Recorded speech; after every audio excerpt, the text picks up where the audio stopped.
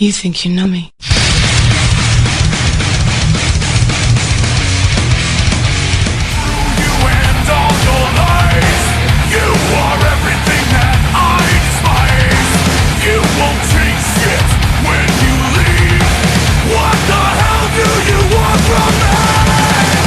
Welcome to the first ever episode of the Poecast. Cy will be here as my witness for each episode, seeing as he's the one recording it. Yeah, hi. Hi. What's up, guys? Yeah, I'm here tonight with former superstar Austin X, is better known as Austin Moore. It's good to see you, man. Call a former superstar, goddammit. I'm Austin fucking X. It's good to see you, man. Hey, man. Good to see you, too. How you doing? Oh, man, I'm doing great, man. Taking time off from wrestling, getting my strength back, and ready to come back. Tell me, why have you recently been taking time off from wrestling? Well, man, personal issues, really. I've had a lot of great matches hoping to keep my career going, but as of recently, I haven't been able to perform due to a couple of injuries I received during my match with Jeff Hardy in Extreme Rules. Well, hope you get a early recovery. Be good to see you back. Do you plan on making a return within this month, or are you trying to wait longer? Well, I've taken about a year off from wrestling, and I think during that time I've recovered enough. I've done my physical therapy to get back on my feet, get back in the ring. I think what I really need to focus on now is a date and a time to make a return and really shock the WWE Universe. Like we could all agree with that. Yep. Tell me, what was your favorite moment from your last run in the company? Well, that's really hard to say. Me, as a professional wrestler, I enjoy every match I put on for the WWE viewers. And I think if I have to choose one, that's my Extreme Rules match with Jeff Hardy, where I speared him down a flight of stairs and pinned him. We all marked out for that. I'm kidding. I marked out. I know it was a cool spot. I marked out. I'm not gonna lie. It's fucking hurt like hell, dude. You plan back as a face or a heel? Well, there's some superstars that I don't like. There's superstars that I do like. It's hard to say at this point, but when I come back, be sure that there's hell to be raised. Oh, yeah? Current favorite superstar on the roster? Well, besides me, of course. Cheeky cunt. Well, anyways, favorite superstar? Gotta be the rated superstar Edge, man. That's my main influence for being a great superstar like I am now. Well, he's a great locker room leader. He's putting over all the big stars, and one recently who got released from the company, which I will not mention right now. Oh yeah, what are your thoughts on the new Monday Night Wars, the Ring of Honor trying to compete with the WWE? I love it. I love every idea. That's bringing new superstars into the list. Adding more edge, show, giving a competitive feel to the WWE Universe and the superstars and divas competing in the locker rooms and in the ring. I think this is a great idea all in all. Do you think create another single man? Well, I think I could, honestly. I think I could.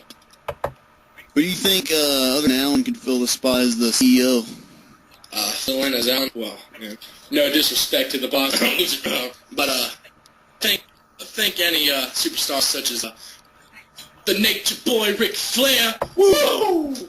I think he could do a fine job as CEO. He proved it during his time in NXT, and it was a little bit before he won the tag titles. Yeah, of course. Right. You told me before that you turned down pushes when you were wrestling here, right? Yeah. Can you tell me why you did that? Yeah, I can shed light onto that situation.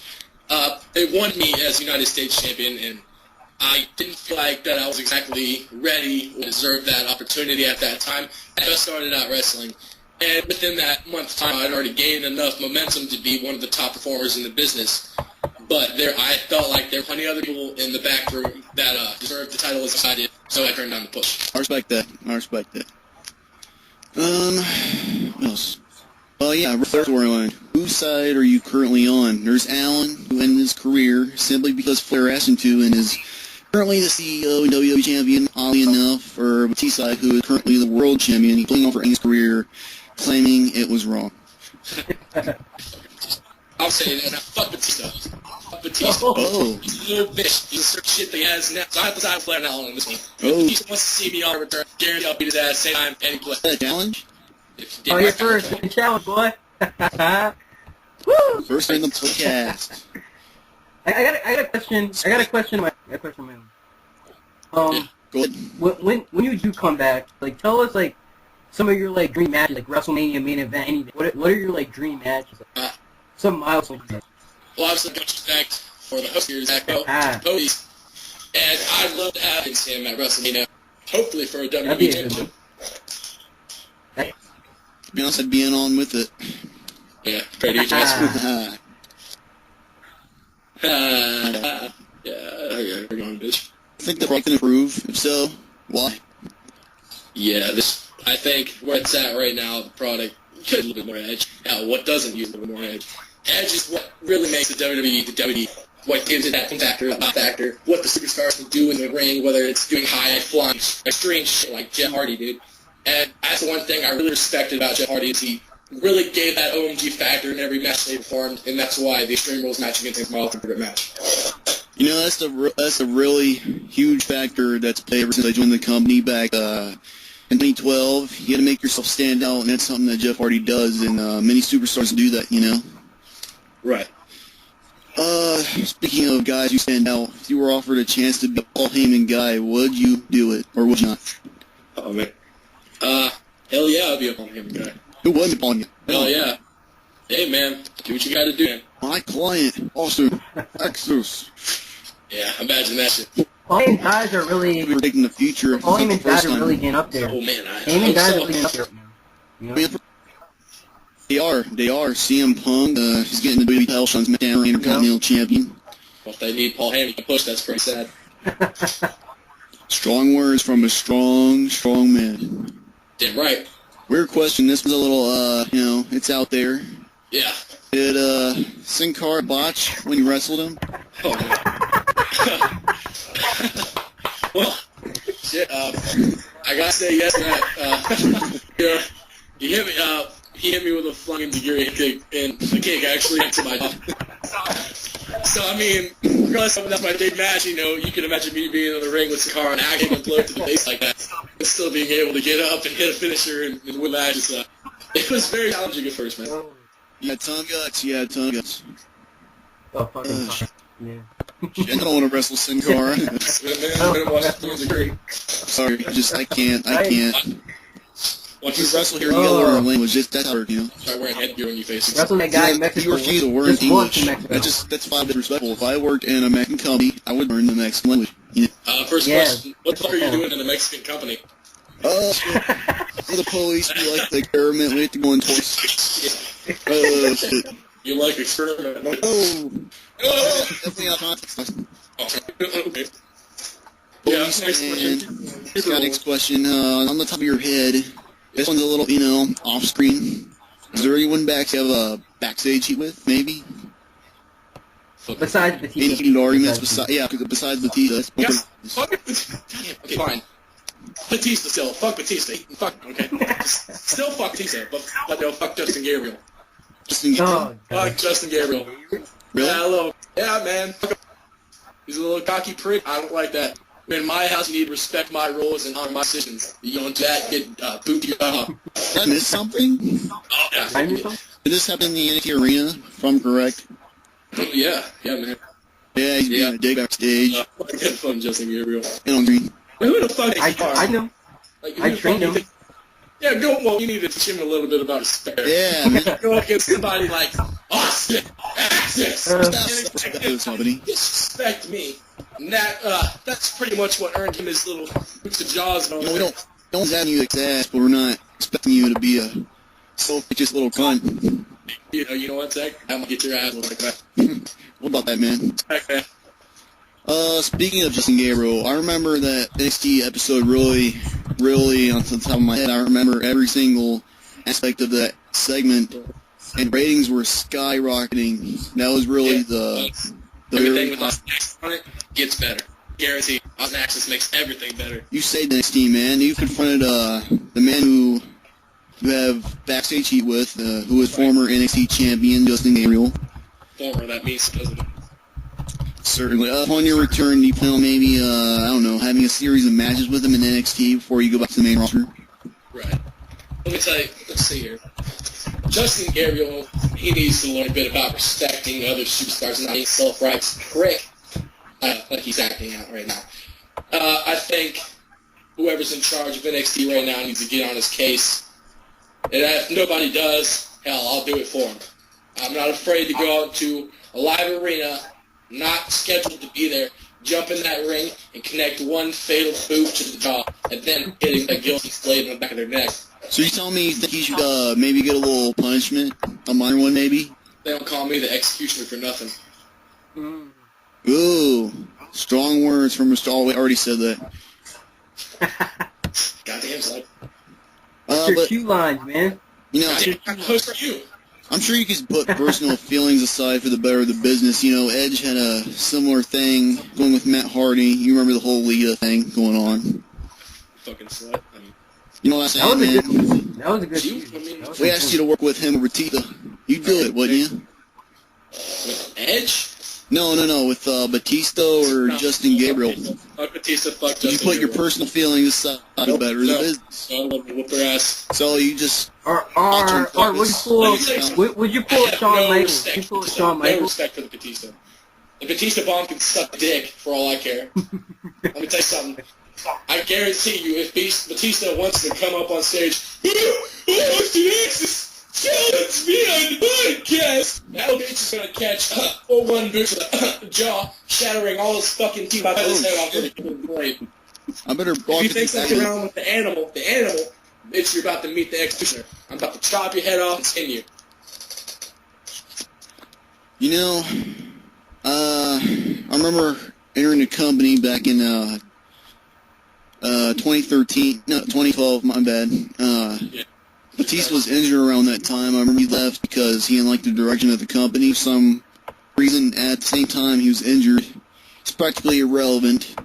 Yeah. And I'll admit, he's made quite a comeback. I respect the guy, but... You can call that a comeback. I mean, I'll be honest with you. There's guys I don't respect in this company. I don't respect Aiden Saxby. Oh, you guys still all over in that? Yeah, Still- man. It's personal. Come on, man. Look, man. Hayden Sexy's got love for me, so I got love for him. I'm not going to stretch because you and I are best friends. I got love for Hayden Sexy. Got respect for him. If you don't, that's fine. Where the hell did that kid go anyway? He got released and I heard he was joining the army or something. He heard Austin Axis is making his comeback, so he pissed his pants and ran away. So he just, Disrespect, no disrespect. so he just shits himself because he thinks you'll kill him. In the He ring. traded his trunks for Huggies as soon as he heard the name Austin Axis. Oh yeah, I remember you and I, we were on the road back in Right. 2014 early. You were, Yeah. I think it was for your match with Jeff Hardy. We were on Yeah. the tour bus. Hayden Yes. Saxby and them were on the plane. We took the bus and I remember Yeah, you're just jealous. Undertaker and Allen, they were in front of us. Somehow they were in a taxi. Right. And remember what they said to you that night? Man, there's a lot of shady shit happen. I think that day we had to make a little detour. Stop on the side of the road at the little gas station. We're running low on food and shit. We were only halfway to the next location for WWE. And as soon as we got off the bus, Undertaker kind of pulled me aside and he said, if you do what you're doing, you're going to go far if you keep applying your matches. And Alan Snyder, when I first debuted, he wanted me on his side. He wanted me as a little lackey. But, I don't give in to the dog like that. I don't take shit from the man like that. If I'm going to do something, I'm going to do it on my own. Not that I don't have respect for Alex Snyder. It's just that I don't need his charity. Those two are kind of like the Clique, don't you think? Oh Yeah, yeah, the definitely Clique Alan is Undertaker. It used to be Chandler. It used to they're be the locker Chandler, you and leaders. Starr actually, but then that kind of fizzled out in 2013 after WrestleMania. It did. Because soon enough, we got in a few fights of our own, not fist fights, but More like argumentative fights. 'cause- arguments. We all know you can Because do that. it was We always got Starr. in a few visual Yeah, it was always Starr and disagreements. AC going in on you. So yeah, you guys said Yeah, Physical I guess- disagreements. I feel I should stand up for myself sometimes. That's how I am. Zach, if you really want to stand up for yourself, you're a deck with those guys. I told him to do Yeah, that. I have strong respect for both of them. You know, me and Chandler, we wrestled in the same school, you know. Sometimes you gotta teach a little bit more respect. You know And what I'm saying? Star, don't even get me started with Star. I went everywhere with him. We went to Japan, we went to CZW, we went to Ring of Honor, we went to TNA, you know, we went everywhere. Right. I can't throw it away for, you know, a simple argument. I can easily throw it away. That's true. I think me as a superstar in WWE, I don't think I've really made any alliances outside of you. Maybe Saeed as well, but you know we don't really see much of him anymore. Right, he's basically a backstage guy, right? No, and I'm not taking shots at Saeed. Much respect, but I'm just saying. He's a good writer. I'll give him some credit. He's a good writer. Yeah, very good, very like. We don't have a physical bond, it's more of an emotional bond. It's like we can get along, but we're not friends. I'll argue with you for a night, and I'll wake up in the morning and apologize. That's how me. Yeah, I that's think how nothing me. else. For the most part, yeah. I mean, really, if I didn't have Zack Poe watching my back, I don't know who would. I pretty much throw insults at every other motherfucker in the business, especially Batista's bitch ass. Only for the world, man. Fuck Batista. Got it. I mean, put down hey, Alan, whenever you see this, put down a T-shirt that says, Austin Axe says, fuck Batista. Put that on Wear a it T-shirt. to the ring, Alan. Matter of fact, just wear it to the ring. Wear that T-shirt to the ring, man. Oh, Hey, dude. Austin. Dude, I will, dude. I'll get a little Photoshop image of me breaking his jaw with a BSK. A little bit of that balls keep super kick to the jaw. Hey, Austin. Yeah. How long you been wrestling overall? Overall, Overall. well, I was a fast learner in WWE, and before then I was wrestling for lower companies like Ring of Honor and TNA before I actually did a little bit of time in NXT, and eventually I worked my way up into the WWE roster as a main eventer. You know, I haven't seen any of your indie work. Can you tell me any guys you worked with? Have you worked with any late legends like, you know, maybe Eddie Guerrero or Chris Benoit? You know, I would love to give it a shot with Chris Benoit. Yeah, I respect him a lot as a superstar. He's, along with Edge, one of my influences. You know, I feel like a lot of my executioner gimmick has got a little bit of Edge and a little bit of Chris Benoit, maybe a little bit of Stone Cold Steve Austin, because, you know, I like to talk a lot of shit. Yeah, We know that, man. I think, yeah, obviously. I mean, but, yeah, I feel like in the future, I hope I can work with some of the great superstars, like Eddie Guerrero, any of the other late legends that are still in the company right now. And especially giving a shout-out to Ric Flair, the man who basically started my career. Oh, At least I like to think he did.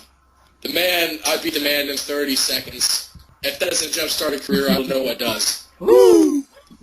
Woo! The Nature Boy! Right there. To beat the man, you gotta beat the man. Not to give you condolences, Flair. Recently his career ended by the hands of Yeah. Alan Snyder, as you know. Yeah.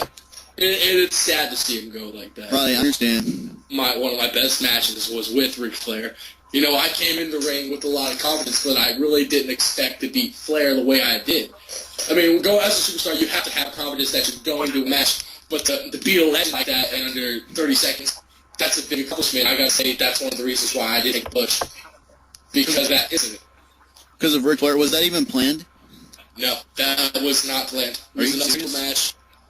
You know, Ric Flair's kind of gave me props, wanted a match against me. I told him yes. We had the match right there in the ring. It was unscheduled.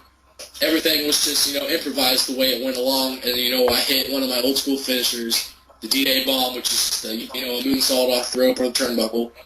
And I hit that on him, and I pinned him in under 30 seconds. I gotta say, that's what really jump That's started a my major career. upset, That's man. when Balls Deep generation really began, and, you know, the Balls Deep chants began, and I went to the Alan Snyder movie with Alan Snyder. I arrived with him. So, I mean, my career has gone a long way in such a short time. Wow. Props to Flair, man. Much props. You know, I remember some of your Ring of Honor matches. I saw a few of them. One of them is where I recruited a former WWE champion. You remember Matthew Aylert? Remember that guy? big Yeah. afro head. Oh, man, that was crazy. And I remember your match with him. What are your thoughts on him? You think he's charismatic? You think he's got a future? Oh, hell yeah. I think Matthew Ballard, in my opinion, he's one of the biggest stars out right now. And He's over, unquestionably. hey, man, look, I started out my career with Matthew Ballard, watched growth, and become somebody who's great Yep. performance with my Yep. skills Yep. in the ring. Yep. Mike skills. And I can't, he's better than me in every aspect of the way. Definitely. Very underrated on the mic, I'm telling you. Man, I got Criminally underrated on the mic. I'll give you that one.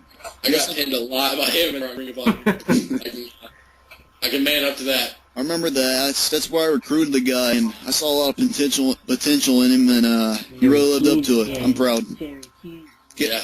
Get well soon, Matthew. You know, a lot of the other stars that was in Ring of Honor, a lot of they were jealous to watch him really grow in the WWE because, you know, we were still back there in the low-grade And wrestling he business grew fast. before they really boomed. He grew pretty fast. I mean, His first WrestleMania, he pinned Rey Mysterio. I mean, did he make him tap out? Did he make him tap Right. out, or did he pin him? No, I think he hit a DDT, which was called the American Drop or something like that, and he pinned him. Okay. I got hit with that a couple I remember it. Yeah. But yeah, we were all watching debut backstage in Ring of Honor, and all the other guys back there were jealous. Like, how come we didn't get sent to WWE? Or how come we're not in TNA? And I just looked at all of them and I said, you know, you should be proud of what this man's accomplished. He's worked for what he's gotten, and you know, I think that's the respect that I was trying to give out in the backstage area because I had a lot of respect for everybody back there. Yeah, I could totally agree with you. You know, sometimes I don't have a lot of respect for some of the guys in the back. I feel I could use more credit, but you know, that's a little personal problem. I'll put that to the side for tonight. Right. Gotta earn that. Going all the way back to what was that promotion called? I can't remember on the top of my head. Oh yeah, you graduated from the Heart Dungeon. That's right. Right. You were one of the last ones to graduate there with Tyson Kidd. Yeah, I remember Tyson. Tyson and me graduated around the same time. I remember watching Tyson, you know, do his incredible moves, doing his finishers, winning his matches. You know, eventually we graduated. We went our separate ways for a long time, had a little bit of a hangout session every now and again, caught up. And eventually we both graduated to, you know, we moved up to professional wrestling businesses that would actually hire us. And of course Tyson went first because, you know, back then I wasn't all too good. I was still a rookie. Of course we always had that OG factor in what he was. I totally agree with that, and that's why he's a current NXT champion. And yeah, like I said, I'm extremely proud of his accomplishments as a NXT champion. You know, I wish him the best of luck. Maybe one of these days I can have a match with him on NXT. You know, I'd like to go at it before you go to main roster. I think that really benefit a lot. Yeah, I feel like I can't just jump back into the roster. I have to. You gotta get ready. You gotta prepare. Or my stepping stones, take one foot in front of the other. You know, Climb up my matches at NXT and go to the roster. this business ain't easy. You know, you can snap your neck in the middle of that ring. You're gonna have to continue. And it could happen in a second. It could happen in a second. Superstars. It could just happen in a second, and your whole career is done. That's it. Just takes a second. Just like sitting for kick me in the face. Yeah. Fucking god, dude. Yo, Austin. I'm not. Yeah. You remember, after your time in Ring of Honor, you were lost. You didn't know what to do. And, so a couple of juggalos came by Oh yeah. the name of Violent J and Shaggy. Oh yeah. They invited you personally to Juggalo Championship Wrestling, and you accepted that. You remember that? Like, oh my god, that was golden age for me. That was golden age. To me, I was a juggalo when I was in ROH, so to be approached by Violent J and Shaggy to themselves, face paint, everything, my jaw dropped to the floor, dude. Because that day I actually had on my Hatchet Man pendant on my gold chain that I usually wore when I wasn't in the ring or backstage, and I was just walking out, and they stopped me and said, "Hey man, you know, it seems like you're not getting what you deserve here. We see a lot of potential. We'd like to invite you to Juggalo Championship Wrestling." And without hesitation, I said, "Hell yeah, dude, sign me up." And you know, that next week I was in matches against people Richard Squire and Leaves. You know, I was going in and I really gained momentum in that business. And to have Violent J, Shaggy 2 be one of the ones that helped with my career a lot is it's amazing. Did you win the big one down at ACW? I mean, championship-wise, not so much. Match-wise, I had great matches against Rude Boy. I had a lot of matches against Jay Madrox. Sometimes we would have tag teams. I would be with the Rude Boy, Shaggy, or Violent J, and it would be Shaggy, Two Dope, and maybe, Monoxide or Jay Madrox on the other team. Mm-hmm. And I feel like, those matches right there, those are classics for me. I have those recorded at my own home, And sometimes when I'm not busy or I'm just like, being lazy, I like to take the tapes of those matches, pop them in, and press play. Do you remember current superstar Kenji? He was known as Chrono down at JCW. You two had one of the most extreme matches I've seen in my entire life, and mainly the reason he came to the WWE, I thought you'd remember who he was and what he did. Yeah, definitely. Chrono. We were bloodied up by the end of that match, dude. Oh, those spiked bats, the deer chairs, the ladders, dude. It was insane. And the fact that I've never been in a match like that before in my life, and I wanted to give it my all. So the first thing I did when I lifted up that apron is I seen the baseball bat and the barbed wire next to each other, and I thought to myself, you know what? This is WWE Championship Wrestling. This is no holds barred. Let's keep this match a notch. So what I did is I took the barbed wire, wrapped it around the bat, rolled him back into the ring. As soon as he stood up, I hit him right across the face with it. And, I hit him a little harder than I wish I had. I hit him a little bit harder. So as soon as I got back connected, I seen cuts and guts without missing. All he was making me sick in my stomach, if I got to be honest here. What do you think it was Kenji, Chrono, whatever the fuck, that went to WWE before you did? You both are good athletes, so I'll give you that, but in my opinion, you're a little more charismatic, and I think you would have been the better signing. No disrespect, Kenji. Oh, no disrespect. I got much respect for him. Basically what happened was, I was in the place at the wrong time. I hadn't showed up for JCW that night due to an injury match. And basically it was just like, we're going to be contractors looking for new talent at JCW. And, he happened there, but I was there. If I had been, I probably would have got signed, but, I wasn't there. And I'm pretty sure he deserved it too. So, no disrespect. Nothing but love for him. To be honest, man, I think you would have been better off how you ended up anyway, because that was around the time WWE was getting some of its lowest ratings in the history let me tell of you sports something. entertainment. Let me tell you something. It's mainly because the administratorship at the time. You had this Richard Saxby guy running things. He didn't know who to sign. He signed. I don't know. He was signing a bunch of weird people. I don't know what's going on. Right. You had a lot of weird stuff. Right, the booking is a little bit weird. Yeah, you had a Rock. You had a Rock winning the Hardcore Championship. A Rock. Not even a living organism. A Rock, the Hardcore Championship. He's not even signed to WWE. Yeah. A Rock. You have Eugene in main event matches. Like, what is going on here? It was speaking of... it wasn't Dwayne Johnson. It was a Rock. It was a literal Rock. Yeah, literal Rock. Speaking of Dwayne Johnson, he was an interviewer in that.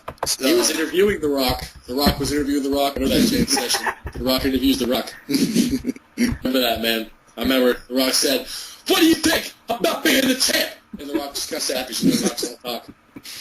I was so aggravated with that era, came to pushing my life out back Money in the Bank, where I watched Randy Orton to win my first WWE Championship. I guess you killed his legend. What He made it. I'll give him that much. What was up, Randy Orton losing his title in under a minute in that era? It just happened. I was very over at the time, so if I watched a big star like Randy Orton, it would get me over in an instant, and it helped a little bit, but then he makes reactions to say the beat. Well, I just want to thank Randy Orton backstage. He was puffing on a little something. Went out to the ring, high as fuck, and, he's kind of lost track of what he was doing. Forgot where he was. Hey, man, what the hell's going on? I know, because I sold him the stuff. I know. To be honest, I think Richard told him to do it. He didn't say a word. He rolled away from me. You Illuminati to do it. You didn't know that? I didn't know, man. I thought it was going to be a long match, head match. I thought he was going to at least hit an RKO, you know what I mean? I always basically tap him down, hit a few finishers, punt him in the face, and won the title. Like, what the hell's going on? That's my players. And another thing, I was so aggravated because the way they were using Chris Coleman, he's being built very, very perfectly. He was absolutely the best heel of that era, and then once he won the title, his title reign was booked variably, where he lost it on SmackDown to Joey Mercury, who only held it for 4 minutes because of an injury he suffered during the match. It went back to Coleman, and then Coleman held for 2 more weeks and lost to Randy Orton at WrestleMania.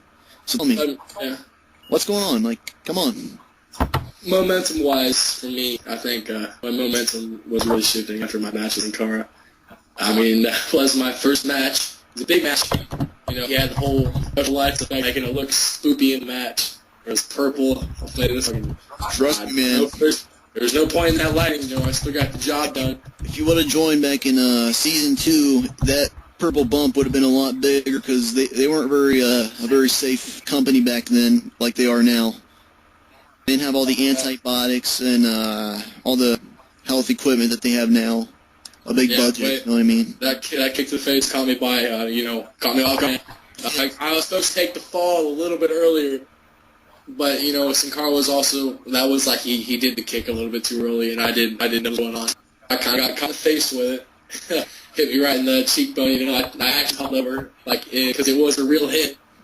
But, I still, a little bit dazed, I still stood up, hit my finisher, won the match. Sin Cara went backstage. Alan Snyder told him, I know, I like you, and I want to. It kills every time. Now we can do this the easy way of the holiday. The choice is yours. You had some time backstage with Anthony Chandler. Yeah. What do you guys talk about? He was on the time. I forgot what it was. Wasn't like a shoulder injury or something. Yeah, he wasn't participating at all. It was a shoulder injury and like a minor tear in the quad. But go on. Right. That's right.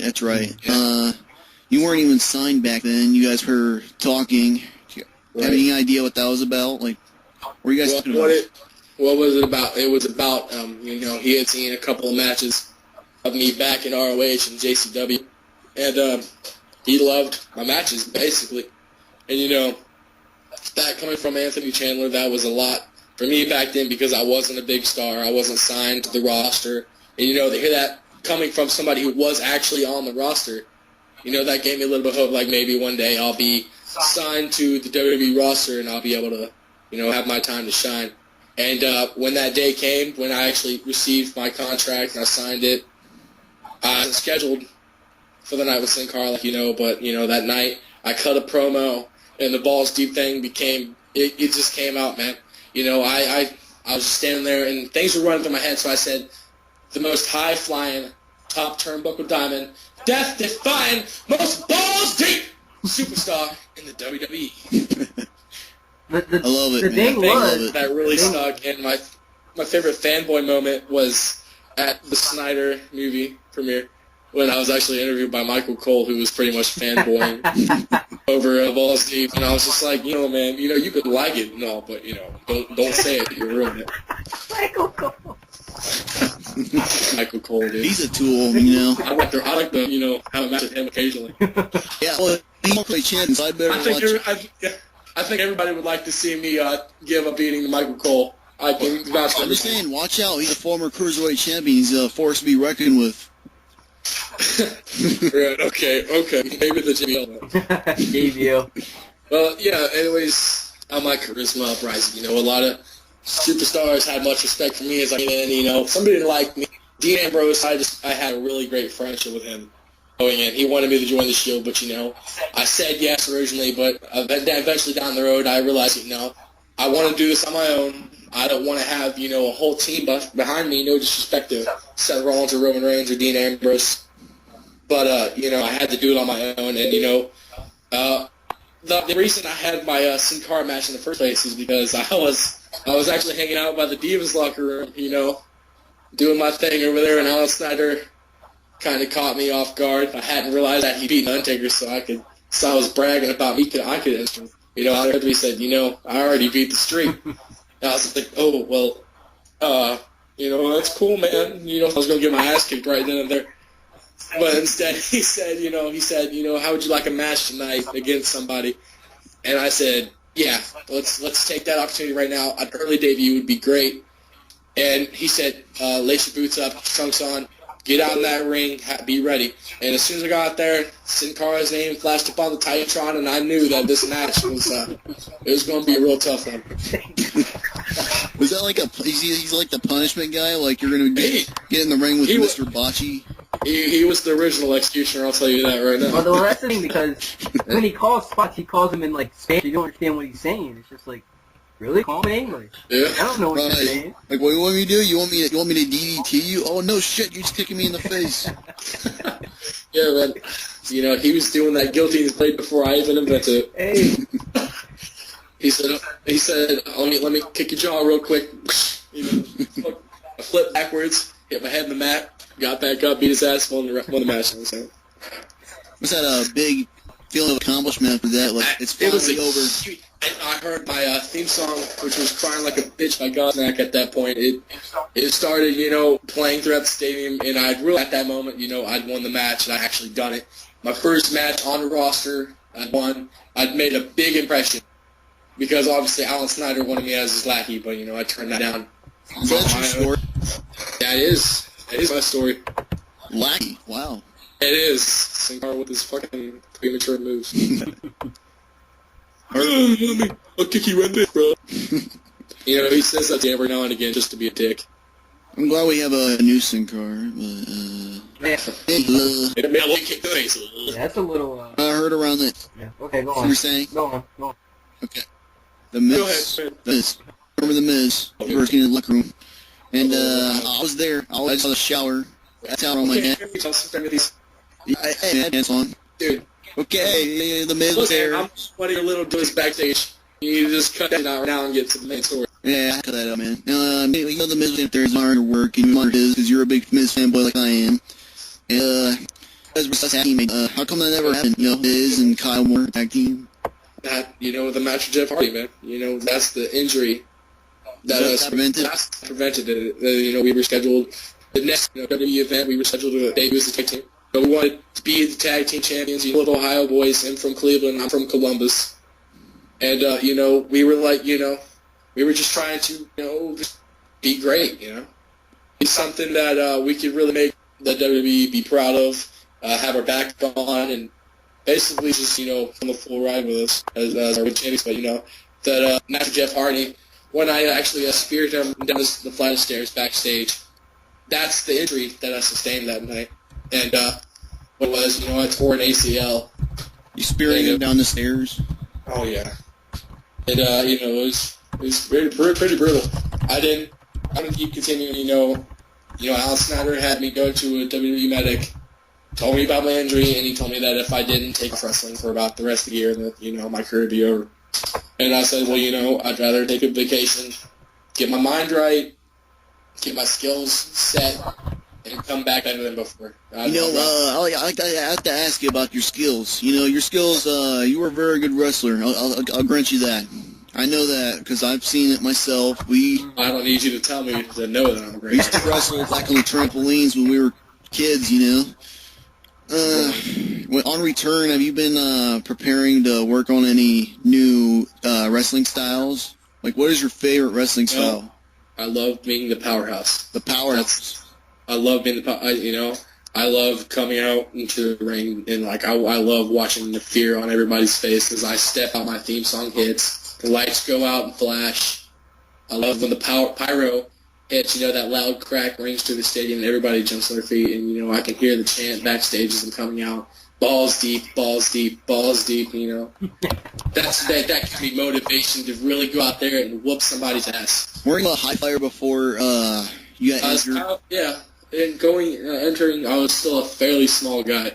I hadn't developed the physique I have currently as a powerhouse. So, you know, what I was basically forced to do back then with the little bit of muscle that I actually had, I had to resort to using, like, high flying abilities, using gravity as an asset in my swings and my kicks and my flips.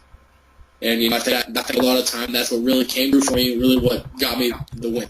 You gotta be really careful on what kind of styles you use in these modern days. You know, the 80s was all about the old school wrestling, and the 90s was about the high flying wrestling, and then we hit the 2000 whatever. We started entering the technical wrestling ability.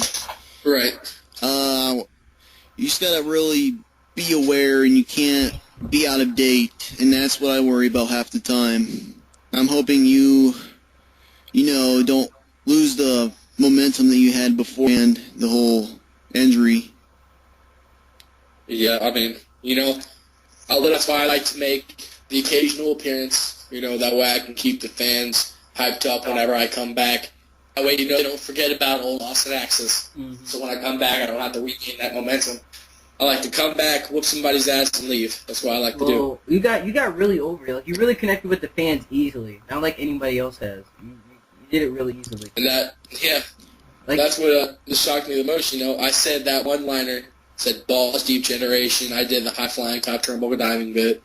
And, they really ate that up. I feel like they connected with me on a level of charisma. Yep. They see that I like to have fun, I like to be serious, and that I don't just, I'm not fake to the WWE fans. If I see a fan on the street and they say, can I get an autograph? Yeah, I'll stop and I'll sign something for them. I'll take a picture. I'll hold like one of a family's adults in the family, and they want to take a picture with their child. Yeah, I'll stop whatever I'm doing just to take a picture. I like that, man. I really respect that. That's the kind of man you are. That's the man I am. We need more guys like that in this world. And, being so successful, you're going to have fans. And the worst thing you could do is, deny fans privileges to get to know their favorite star on the street or backstage. I know a couple of wrestlers back in the day who, when fans would stop them and ask for autographs, they'd say, you know what, no, I'm too busy right now for that, sorry, move on.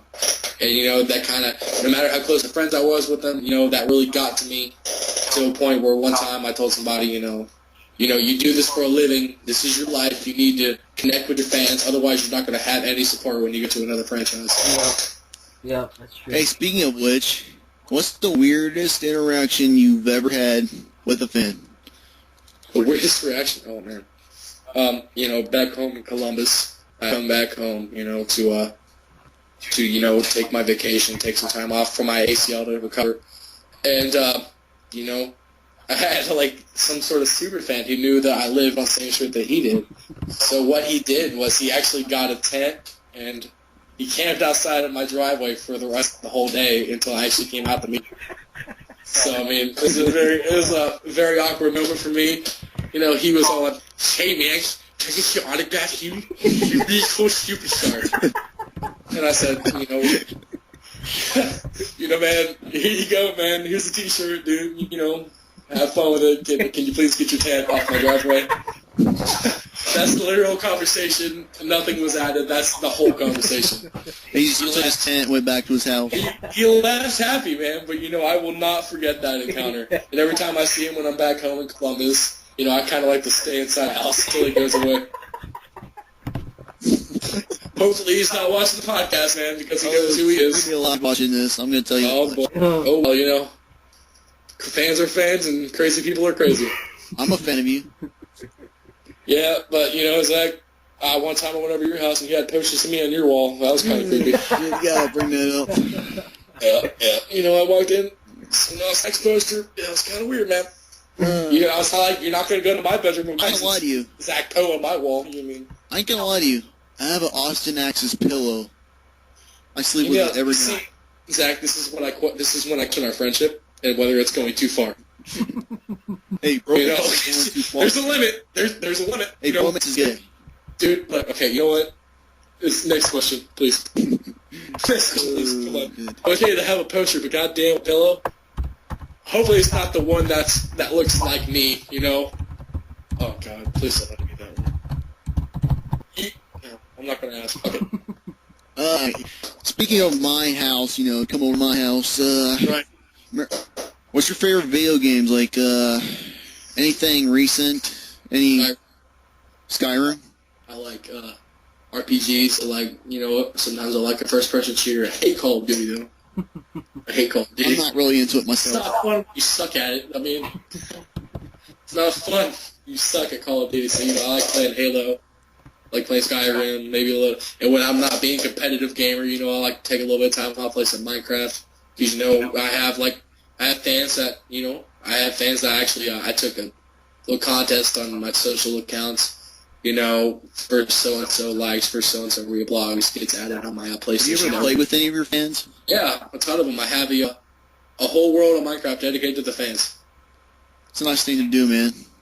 So, whenever I want to play Minecraft, I go on Twitter, Facebook, I go on Twitter and Facebook, and I, post a status saying, on any PlayStation fans and friends looking to play Minecraft, I got a world up in, ready to play, fan and a Superstar Encounter. speaking of video games, I'm sure you've heard about our new game coming out, WWE 2K15. Oh, hopefully I'm on that roster. I bet you'll go play as Austin Axis and whoop your own ass. Fuck yes. That's right. I know I'll be whooping your ass as Austin Axis. Well, you are You'd be like on that, the man. DLC, so you are a DLC. So Hey, make it free DLC. I don't it want is people free. to have to It play is as free. me. I was about to get to it. It is free. Don't worry about it. It is free. Just a question: good. is he down as Kyle Moore, or are you updating his gimmick? I think you guys should, on the roster for the WWE game, you should have like multiple tires. Yeah, That's a good idea. Yeah, So it you does can have have Kyle multiple Moore tires. Yeah, it or does have Austin multiple Ambrose. tires. And you can You know, also so if you want to change play as your- Austin Galaxy, be babyface, be Austin Galaxy. If you want to be the badass, hardcore fucker that I am, you can play as Austin Axis, be the executioner. Yeah, so like depending on what attire you pick, you get different crowd reactions, different entrances, and different crowd Different interactions. things, yeah. Right, like for example, you can play as Corporate Poe or Ring of Honor Poe. You get You different can play chances. as, you can play as Kyle Moore, have Godsmack as your theme song. Yeah. Play as Austin Moore, come back, have a Metallica theme song, come back as Austin Ambrose, have another Metallica theme song. Have POD and then fight for the best country. I remember when you were here as Austin Ambrose, you were really high on that. Then, Yeah. Speaking of that, we didn't think it was a really speaking good of that, idea. tell us. We want you to be your own guy, like Rocky Maivia. He wanted to be his own guy. It's why he became The Rock. Dean Ambrose, like you, me, and Miz, we're all from Ohio. I understand. I got much respect for wrestlers from Ohio. I have to put on for my own state. He's from Cincinnati, and me personally, I'm a Cincinnati Reds fan. So, got love for that. And, me and him really kicked it off. I first met, we came backstage, had a few years. I know it. Let's do this gimmick. We'll present you as my brother, Austin Ambrose. We'll do this whole thing. And, I really wanted that to work, but in the end, just, it connected with my Austin more. Was it because that Dean was over the Austin Ambrose character? What was it? I mean, there was a little bit. I was kind of overshining Dean, and I didn't have any intention to do that. And he kind of pulled me aside himself. He said, Austin, I've been here longer, man, but you're getting more spotlight than I am. I feel like I'm not getting the respect from the fans of you. And I was like, well, I guess we'll just end this gimmick right here because I don't want you to feel like that I'm disrespecting you in any way. Right, I understand. Just like he understood it completely. We went our separate ways, but we're still good friends today. Did you work with him in the Indies? Ambrose? In Ring of Honor, I did. Ring of Honor, I did. No way. Was it like a dark match? Oh, dude, that match was fucking crazy. I still remember that fucking meeting. It was yesterday. I lost that match, man, but I won't forget it. Man, that That's was a still feud accomplishment. that made me recommend Dean Ambrose. Huh? You know what I'm talking about? Yeah, I mean, I think, I'm seeing a pattern here where I'm kind of giving people chances to go, I'm kind of a career maker, I guess. Anyway, What's the feud? the feud? He did. Yeah, he got the that last feud. word. Yeah, that's off to WWE. It was just a gimmick. We didn't have any beef in Ring of Honor. We were good friends, and like we were now. That's why we got along as soon as I came into the WWE. So I'm suggesting that you've never seen Tyler Black, Seth Rollins, when you're down there in Ring of Honor. No, I didn't know him until Shield happened, and then I realized, I didn't have a match again, but I did recognize the face. Seth, he's an enormous figure down in Ring of Honor, but he had an enormous amount of desire to be a WWE superstar, and that's why he came here. Just like you. Oh yeah, man. Just like you see a lot of coming from the WWE, but now you got Ring of Honor against WWE, and that's a lot of talent that's not getting contracted to the roster. So I just do a lot of maybe some Monday Night War matches. I mean, maybe you can make a pay-per-view. We need you more than ever, Austin, because this is a war that could escalate. Consider this the new Generation X. The new D-Generation X. Yeah, I've given thought to that. The new DX. Hopefully getting some people to go along and be an alliance. Because, back in WWE, WWF and WCW was the Generation X. And there's Neo. I respected the hell out of Triple H and Shawn Michaels and Scott Hall. And then, all those guys were awesome. It was just, the teams they were in, incredible. But, I feel like this is the perfect time to bring back a stable and make a new alliance so that, WWE can be prepared for anything that ROH could throw at them. And with the Executioner leading that team, ROH doesn't stand a chance. You think because of the star power, or is it the booking? I think it's going to be a little bit of both, honestly.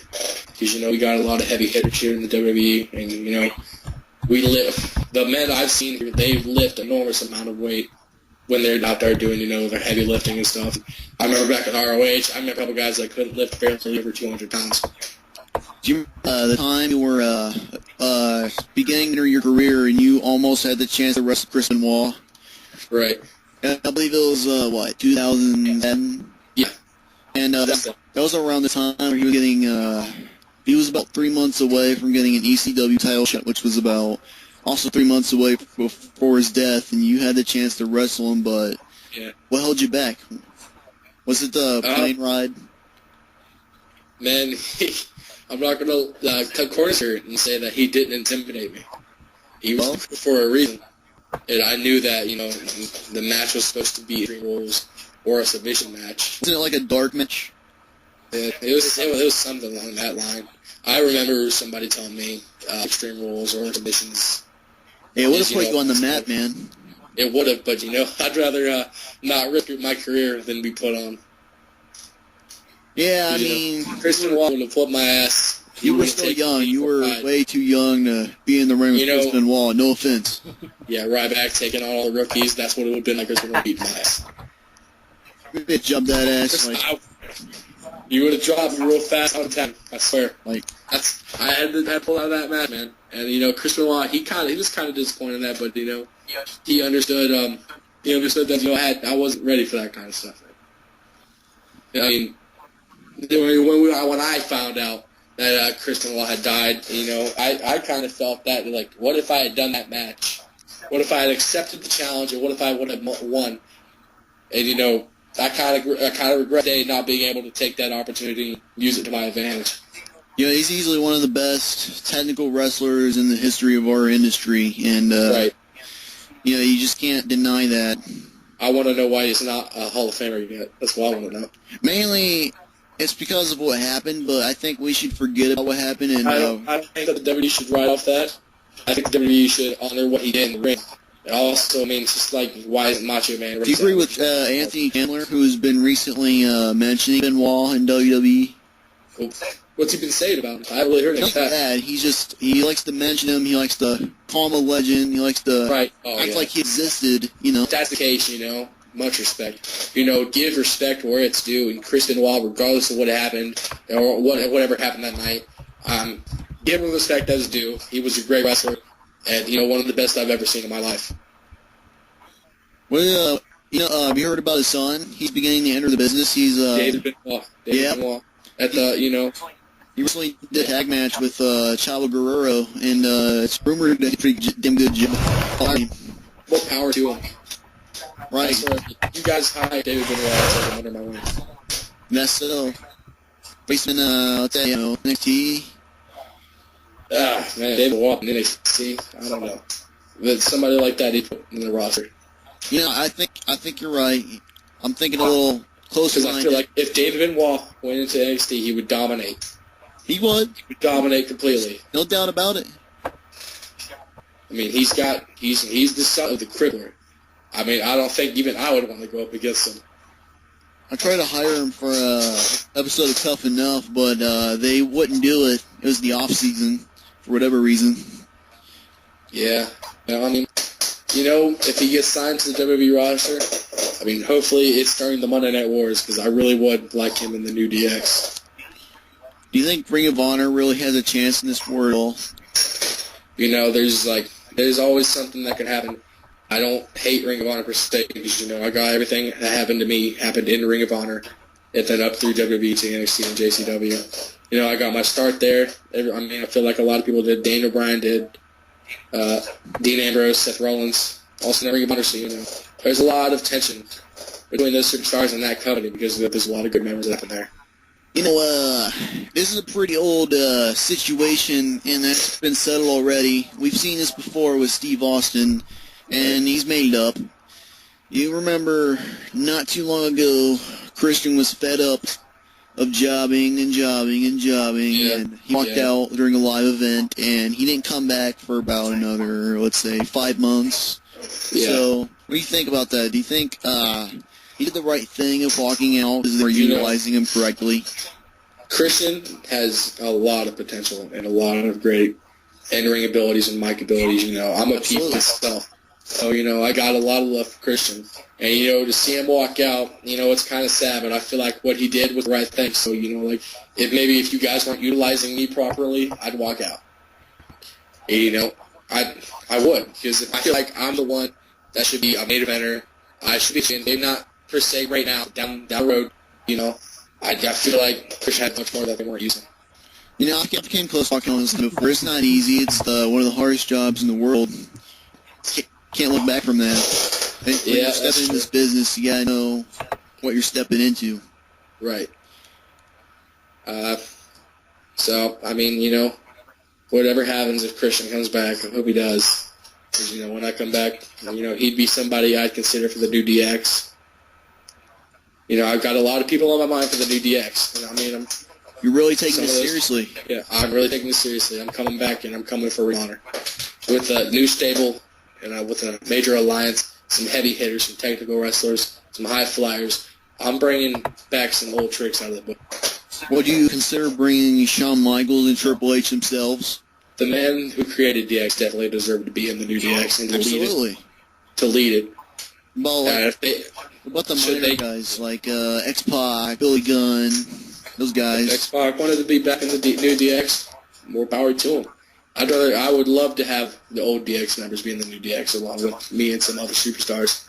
Because, Ring of Honor, obviously, they're going to be forming some sort of alliance to possibly invade live shows, invade some house shows, maybe invade a couple of events to meet the fans. And, I think we'd be ready for that. I think maybe if we got a little bit of the police in there, too, we might have a chance, too. I plan on bringing back the police here and there, because recently I turned heel about 2-3 months ago, and I kind of dropped the police thing as a heel. And so far it's been a pretty good success, and would you consider coming back and maybe forming a little stable with me, or a tag team?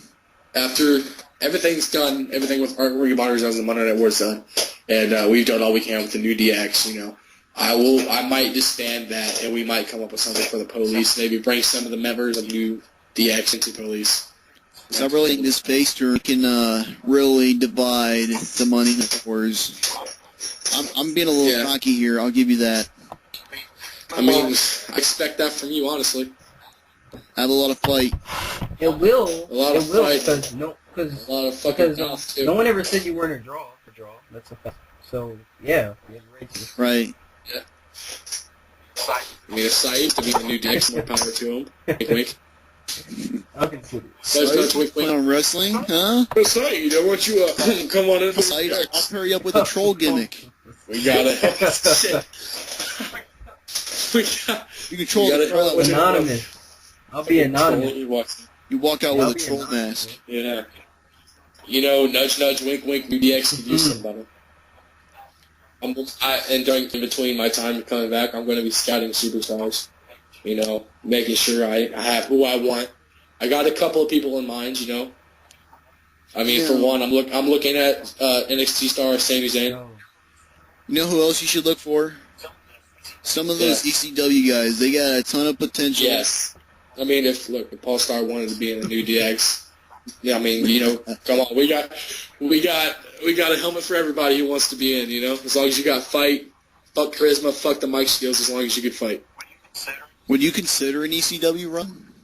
Oh, hell yeah. Above all. Drive I'd love an ECW run. So you're in like a ECW kid, at your age. Yeah, ECW was fucking huge influence for me growing up. ECW was the show that made me say, I want to do this. This is what I want to do, looking at Sabu, Tommy Dreamer, Raven, Taz, fucking all those guys. They made me understand that this was something I really wanted to do, and I wanted to bust some skulls open and swing some chairs. Inspires you to be innovative. If that's what you call beating the shit out of somebody with a sledgehammer. Who better watch his back. Oh, shit. Calling him out again. Fuck Batista. Swear to God, I have a picture of Batista on my toilet bowl so I take a shit. He gets one in his mouth. Yeah. He swallows it. Fuck Batista. I'll take his fucking championship belt. Shit. Who did you idolize the most out of all those ECW stars years ago? Tommy Dreamer. Tommy Dreamer, the innovator of violence. Oh, yes. Fucking blood and gore, man. That's what makes me the executioner. I love to see heads roll and blood spill. Would you say he's like the main reason you thought of the executioner? Yeah, well, you know, I think he's a part of it. The executioner is a bunch of superstars that have innovated my career, put it into one gimmick. So you got a little bit of Edge, a little bit of Brock Lesnar, a little bit of, you know, got some Big Show in there, a little bit of John Cena, a little bit of a Christian. There's a lot of people that have innovated me to become the executioner. You know, Tommy Dreamer's in there too. You know, I'd like to talk about a former ECW champion. He's got a lot of power, let's say that. Would you consider Alan Snyder overrated? I think Alan Snyder's gotten what he deserves. He's worked for it, and I think everything he's accomplished so far is due to hard work and perseverance, and they got nothing but respect and love for him. Though I do give him a hard time, I got respect for him. Yeah, I give him a hard time too. I think we all do. Whether it's Padumpa or something else, man, you know? What about those other Snyders? What about Aaron? What about Antonio? What about those guys? Antonio Cesaro?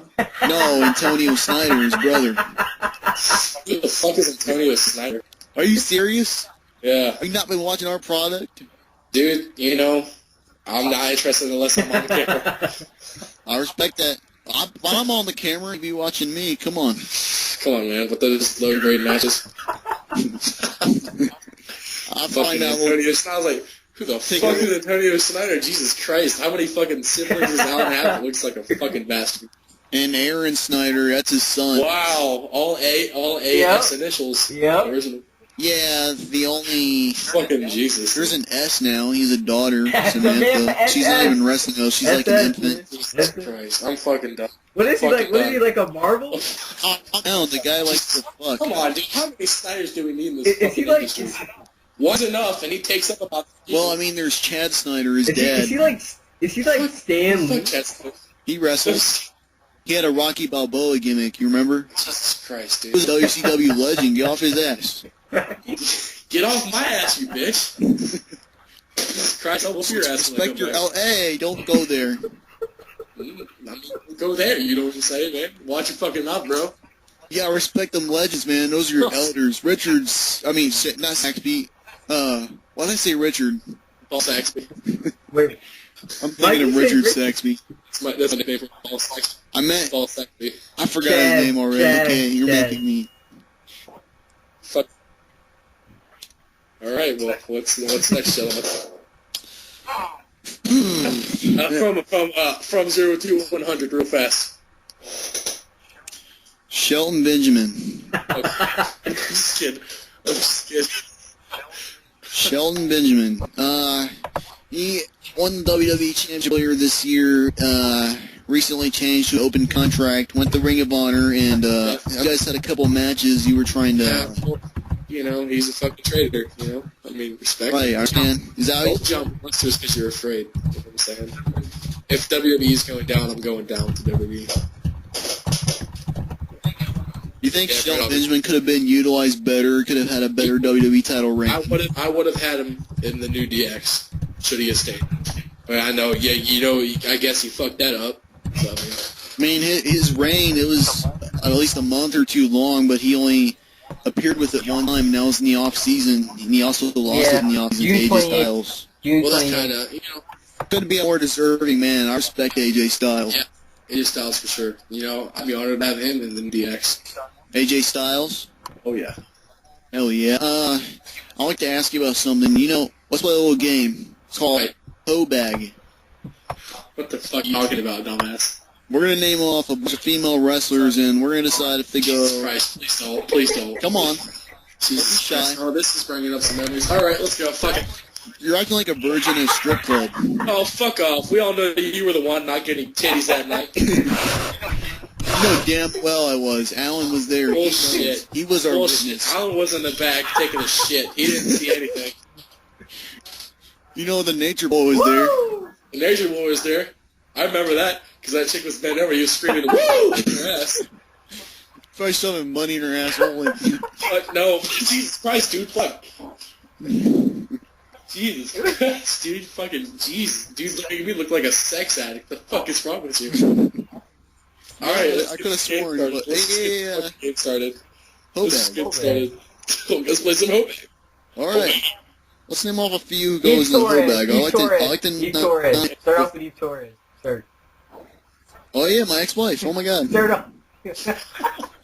Oh shit. Fucker. Fucker. Yeah, fuck her. Fucker. Fuck that. Fuck that. Woo! Well, she goes in the whole bag. Woo! I can't do it like you do, man. Woo! Woo! Ric Flair taught me, man. Another guy. Alright, I mean, let's another bitch. keep her going. Nikki Bella. Nikki Bella. Oh, fucking Remember she why? was with Seth Rollins and CM Punk at the same time? Who wasn't she with?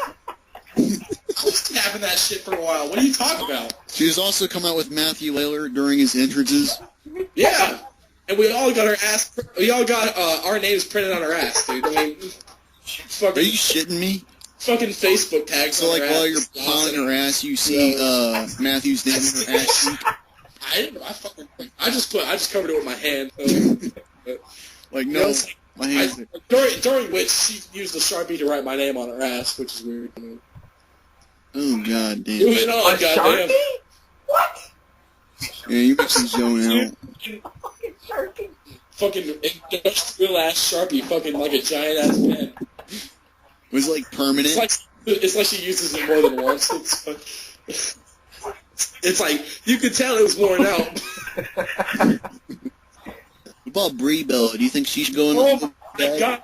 What the fuck is your problem, Zach? You know, no, I'm asking you. Should she go in the whole bag? Let's just name them all.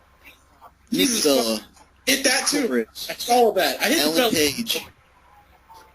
Fucking Jesus Christ. Okay, they're all hooked. Let's just consider all the deep toes. Oh come on, that's a little rude. You're a little confused. Because you're calling Ashley Snyder, aka the boss's daughter, a Hobag. Shouldn't even hire you for that, man. I think one thing we can pull out of this interview is I don't give a fuck about anybody's feelings. Wow. One thing that you are completely oblivious to is the fact that I don't give a fuck. I don't give a fuck. This shit like kind of loud. How the fuck? I don't give a fuck. Okay, move on. Yeah. Let's move on to the guys this time. This will be interesting. Fucking no. No. I don't know, let's call him, I don't know, nigger bag, motherfucker bag. I'm done. You overdone it. No, edit that out, edit it out. You fucking died. No! Keep Come on, it in. we had it going. Keep it in. Keep it in. Barack Obama, is he a bad president? I don't fucking know. I don't keep up with the political bullshit. I'm a fucking wrestler, not a politician. You should be president. Goddamn. You should be the president. Oh my. Dude, first law would be to ban all Nikki Bella and Brie Bella. Ben Bellas. Send them to That's Cuba. Mexico, wherever they came from. Dude, fucking, I was like Bill Clinton. Bill Clinton. Alan's like Dick Cheney. Alan's like Dick Cheney. I did. Yeah, I got something to ask you. Throwing a hot dog down the hallway. Because, you know, on the inside of the rounds, you can see the name tags. Would you consider current U.S. champion Dolph Ziggler OP? Hey, man. This is fucking questions, I'm crying. Should I come over there? No, you're fine, dude. I'm serious. I'll get in my car right now. They're OP. No, I mean, this is not yet if he's OP. Are you being perverted about it or what? Are you fucking Jesus. Is it because he's a male cheerleader? It's not some hypothetical bullshit. No, it's like he's like overpowered, you know. The WWE. I guarantee you for a dick right now. Yo, I want to ask about your first wrestling gig. What was that about? Did you hear that? No, I didn't hear it. watch the interview later. Okay, I'm going to re-ask that. Okay, go ahead. All right. Tell us about your first wrestling gig. We already fucking talked about this. We'll talk about it again. Did we already fucking talk about this? I was in Ring of Honor. God damn it. We'll talk about it again. Okay, fucking shit. My first match in the Ring of Honor was with Dean Ambrose. Okay, I already said this. Fucking questions for once, please. Okay, get off my ass. I'm just interviewing here. Nobody wants on your ass. That's why Eve left you. Well, it's really her loss. I mean, I'm a millionaire. That's okay. Another day, another bitch. Oh my god. Okay. I'm good. Oh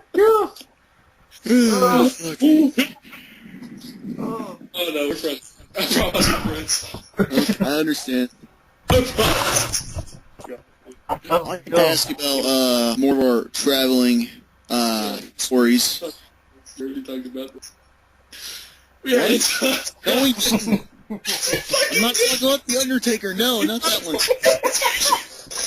I'm talking about Shawn Michaels. Remember? Okay, let's talk about the Heartbreak Kid. Okay. You remember?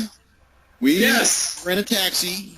Yes. We were heading home from the arena, and he had weed in his pocket. Fucking shit! No, he did not. You fucking liar. No, yes, he did. He did not have fucking weed in his pocket. He had a Shawn bag Michaels for smokes an hour pot. at night. Shawn smokes pot. Fucking weed on the air. Don't talk about the fucking weed. It was ringing. Well, on car, ended it out. Ringing out. No, keep the interest. Don't speak loudly about it. And moving on. So, no weed was used in the making of this video. you sound like you used a little bit of it yourself. Hands full. Eat your teeth.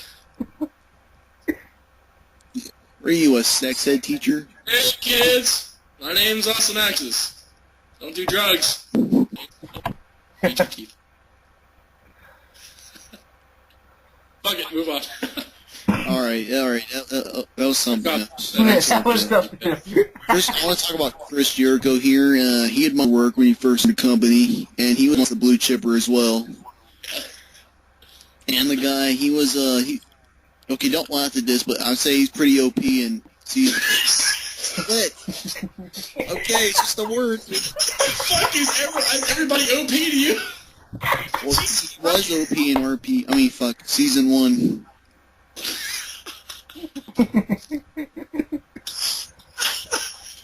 We're trying to be serious here. Right. Fucking right.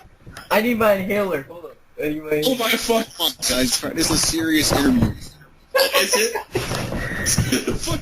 Yes, it's a serious Here's interview. the topics we've discussed so far. We've talked about Shawn Michaels getting a freaking eighth a week on a taxi cab. We talked about me fucking the Bella Twins. We talked about playing Hobags but with guys. We talked about how Dolph Ziggler and Chris Jericho are OP. What the fuck do you want from me? I want to know about you, Austin Moore. I want to know. Fucking OP. We lived. Oh my fucking. We knew each other. Fucking god, dude. You were there the whole fucking time. You know. Get a real question. Jesus Christ, Saeed, ask something. Hold on, No, fuck you, man. Let me ask you something, Mr. Crow. Who the fuck do you think you are? That's what. You want to know who I am? Fuck are you? I'm one of the biggest draws in the WWE right now. That's who I am. Bullshit. You got that going for you to come back?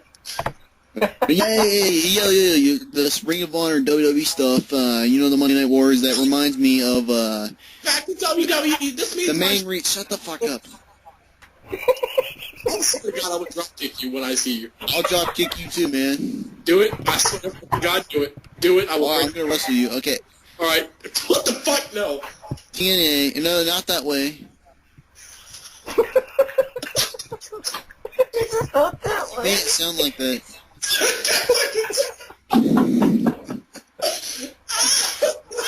I love how you can't. Oh, God. Okay, TNA. All right, this is the main reason that Ring of Honor has gotten so big is because WWE recently bought out TNA. Yeah. And they can do it with Ring of Honor as well, but what are your thoughts on that? Did WWE do the right thing? Do you have a little bit of sympathy for TNA? I don't know, man. I didn't spend a bunch of time on TNA. How the fuck am I supposed to tell you? You can watch the product. You know enough to know that Lashley was TNA champion. Watch the product unless I'm on the screen. What is wrong with you? What the fuck? What's wrong with you? Jesus fucking Christ! You're gonna be watching the podcast like I'm gay. I didn't insist that. You fucking.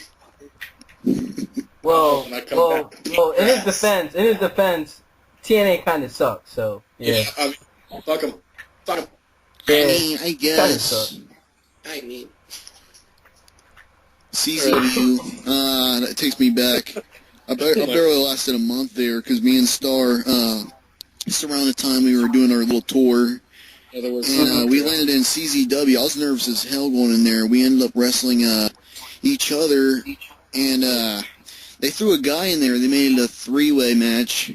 Yay. Where we ended up having one of the most barbaric matches ever, and I never stepped foot in a CZW ring again. Have you ever considered working for CZW, which is known as one of the most extreme, but, kind of crappy wrestling companies there is? Do not call it a wrestling promotion. Are you just a fucking hater? I'm not a hater. I'm a hater. I am a hater. I don't care. I'm a hater. Okay, so a guy scratching his balls is how you want to represent your company. No, but the guy representing our company has fallen down a couple flights of stairs. Like Alan? Like Alan? Oh, that was a long night. That was a long night. I don't think he meant to fall down those stairs. I think it was just a long night. A really long one. I don't think he meant that. I don't think that was intentional. Who tripped Mr. Snyder? It was you. It was you all along. Yes. You did it for your entertainment. Check out the new animated shorts on WWE.com called Who Tripped Mr. Snyder. He's like, all the steps. He's doing a front flip each time. Oh, no. He was chasing some ass and he couldn't go down the stairs coordinately. You know how when you run downhill from a bear? Like they get all bunched up in their legs. Alan still gets around for a 40-year-old. I hope your ass gets fired for that. What's wrong with that? I actually lost to him the other night on Raw. Well, you've lost to him like 3 times this year, I believe. You guys had a couple of matches where you lost. Yeah, but those were mostly live events. Yeah, mostly live. Quite a lot. Yes. But I have a serious question. I have a serious question for Mr. Axis. Okay.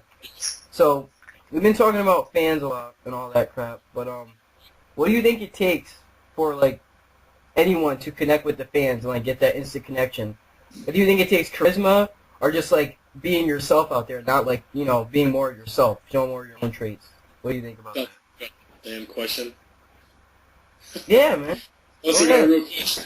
But yeah, I think it's more of a lot of, it's a little bit always mixed together. You want to be yourself, but you want to have that OMG factor about yourself. I mean, say you're somebody like Zack Ryder, no disrespect, but, him being himself without his charisma would be nobody. That's true. I mean, no disrespect to Zack Ryder because I respect him a lot for what he's done, but, it's the truth. If he did not have the charisma that he does in the ring, he wouldn't be nobody in the WWE. What about the powerhouses? Do you think the scare factor and the menacing that really gets them around, or is it the fact that they're, strong as hell and they can get around? Is it really the scare factor, or is it about the strength? Well, look at a man like Brock Lesnar, per se. The man's a powerhouse and a beast. And, that's one of the guys who I would fear most going into a ring with toe-to-toe. Absolutely. Just because of the sheer fact that he's so big and so fast at the same time. He's like, if you mix the elephant with cheetah, there you go, you got Brock Lesnar. So, I think it takes a little bit of a fear factor. So, Right. Like, you can still look strong if you get help from your opponent, because believe it or not, two guys make it work out, or else you're going to end up sandbagging one of their moves. Right. Ryback. Well, Ryback. I think that's, yeah. Sorry. Sorry. I mean, I think, fucking Zach's got me off topic and shit now. I'm sorry, man. It's your We fault. have a really strong bond, so, Yeah, you should probably wrap this interview up. Right. Yeah, we're going to, I think this we got up to around get the questions. Yeah, I think we got enough content in here. I think we're going on, we're on 2 hours right now. We got like an hour worth of material here. Yeah, we got it. Let's wrap this up for the, Zach's show here. Right. Yeah, This was the first ever Poecast, guys. We got Saeed, Austin Exis, and myself.